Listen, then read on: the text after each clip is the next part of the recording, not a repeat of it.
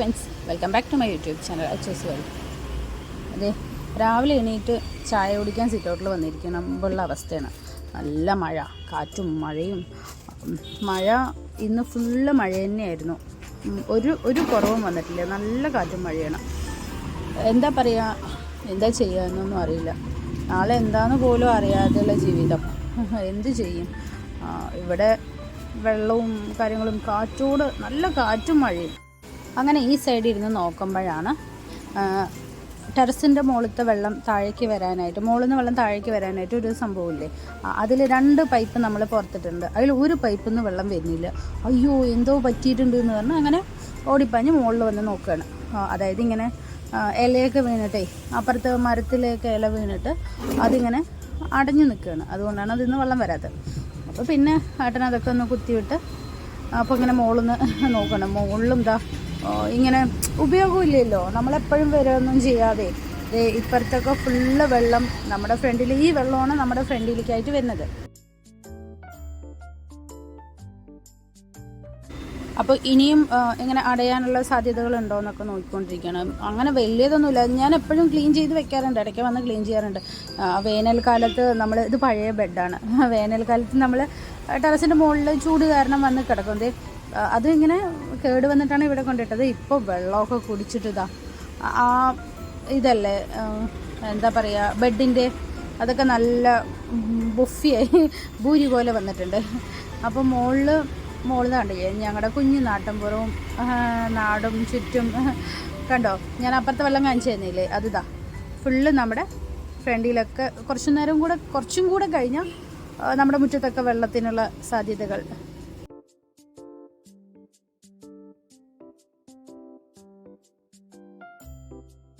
അങ്ങനെ ഞാൻ പറഞ്ഞല്ലോ, മഴയ്ക്ക് കുറവൊന്നും ഇല്ലാത്തതുകൊണ്ട് ഫ്രണ്ടിലും കുറച്ച് ഇങ്ങനെ കൊമ്പുകളൊക്കെ പെട്ട് കിടക്കുന്നുണ്ടായിരുന്നു.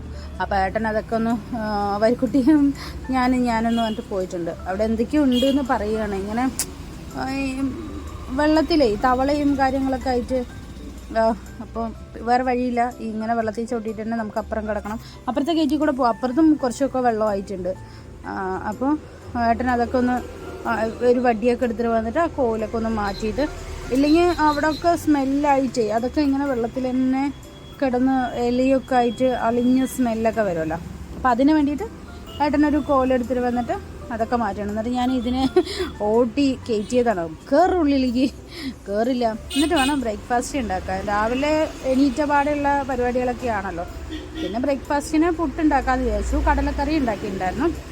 ഞാൻ പുട്ടുണ്ടാക്കുമ്പോഴേക്കും ഏട്ടൻ ഇപ്പുറത്ത് താഴണം, എപ്പോഴും അങ്ങനെയാണ്. അപ്പോൾ ഏട്ടൻ ഇപ്പുറത്ത് നിന്നിട്ട് പപ്പടം വറുത്ത് തരാമെന്ന് പറഞ്ഞിട്ട് പപ്പടം വറുത്ത് തരാൻ. ആശാന പപ്പടം മതി, കടലക്കറി ഇഷ്ടമല്ല. അപ്പോൾ ഏട്ടൻ പിള്ളേർക്കും കൂടെ ചേർത്ത് ഉണ്ടാക്കാമെന്ന് പറഞ്ഞിട്ട് പപ്പടമൊക്കെ വറുക്കണുണ്ടായിരുന്നു. അപ്പോൾ പപ്പടം നമ്മുടെ ഭൂരി പോലെ, എൻ്റെ ബെഡ് പോലെ, അപ്പുറത്ത് മുകളിലൊക്കെ ബെഡ് ഭൂരി പോലെ പറഞ്ഞില്ലേ, അതുപോലെ ആയിട്ടുണ്ട്. അപ്പോൾ അത് കാണിക്കുക. എന്താ കടലക്കറിയൊക്കെ അയച്ചിട്ടുണ്ട്. ഇനി എല്ലാവർക്കും കൂടെ കഴിക്കാൻ കൊടുക്കണം. എന്നിട്ടാണ് എൻ്റെ അടുത്ത പരീക്ഷണം. കഴിച്ച് അത് എടുക്കാൻ കിട്ടുള്ളൂ. അപ്പോൾ ഞാനൊന്ന് ഒരു കൈ സഹായം, ഞാനൊന്നും ചെയ്തില്ല എന്ന് പറയണ്ടല്ലോ. അപ്പോൾ എന്നിട്ട് ഞാൻ പറയാറുണ്ടല്ലോ വീഡിയോ,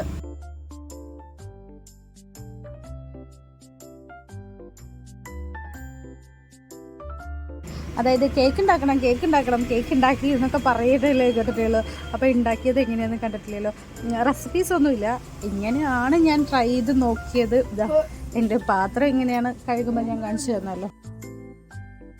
നല്ല രീതിയിൽ തന്നെ അങ്ങനെ കരിയൊന്നും ചെയ്തിട്ടില്ല. ഈ പാത്രത്തിൻ്റെ ഒരു ചെറിയ ഇത് മാത്രമേ ഉള്ളൂ. നല്ല സ്പോഞ്ചായിട്ടുള്ള നല്ലൊരു കേക്കിന് എനിക്ക് കിട്ടിയിട്ടുണ്ടായിരുന്നു. കഴിക്കാനും നല്ല ടേസ്റ്റ് ഉണ്ടായിരുന്നു. മൈദാമാവും ബേക്കിംഗ് പൗഡറും ബേക്കിംഗ് സോഡയും മുട്ടയും എല്ലാം ഉപയോഗിച്ചിട്ട്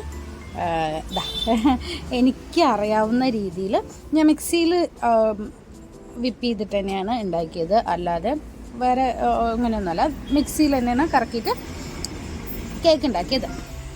ഇനി ഞാൻ എന്തായാലും കേക്കിൻ്റെ റെസിപ്പീസ് ധൈര്യത്തിൽ കാണിച്ചു തരാം ഫ്രണ്ട്സിന്. പിന്നെ അതുപോലെ തന്നെ ഞാനിങ്ങനെ മുളകിൻ്റെ കാര്യവും പറയാറുണ്ടല്ലോ, എങ്ങനെയാണെന്നുള്ളത്. മുളകും ഏട്ടൻ ഉണ്ടാക്കുന്നത് അന്ന് ഞാൻ റെസിപ്പീസ് കാണിക്കാൻ പറ്റിയില്ലല്ലോ. അപ്പോൾ എടുത്തു വെച്ചിട്ടുണ്ടായിരുന്നു, കാണിക്കാൻ സമയം ഉണ്ടായിരുന്നില്ല. അപ്പോൾ ആദ്യം വെള്ളം ഒഴിച്ചിട്ട് കുറച്ച് പുളിയും ഉപ്പും ഇട്ട് വെള്ളത്തിൽ തന്നെ ഒന്ന് വേവാൻ വയ്ക്കാം. അപ്പോൾ വെള്ളത്തിൽ കുറച്ച് വെള്ളം ഒഴിച്ചാൽ മതി.